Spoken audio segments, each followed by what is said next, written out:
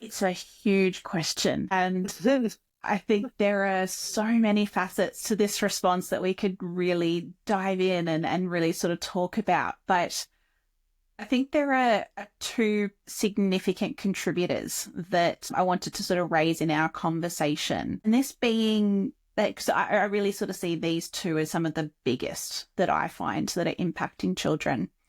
The first of these being fear of failure, and the second being emotional dysregulation. So talking about fear of failure first, when children become afraid of failing, they're really often just, they just stop trying altogether. And this is where we see so many parents start getting frustrated at the lack of motivation that they might be seeing in their children. Now, these children, they might be actually avoiding activities or challenges because it's actually exposing them potentially to making a mistake.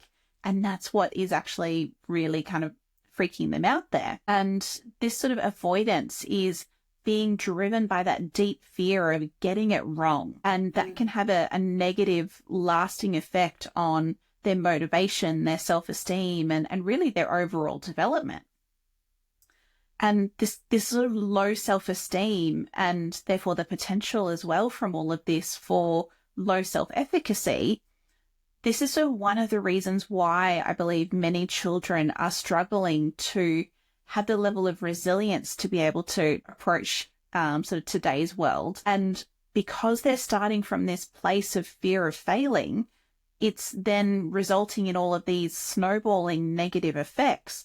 And that means that they don't actually have the space or the bandwidth to be able to fully express themselves.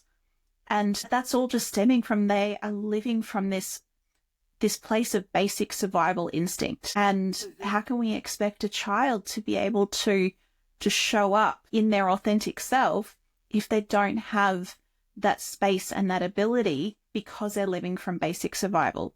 If we think of basic survival instincts, it's to try and seek out the shelter, the approval, all of the path of least resistance so that they can stay alive.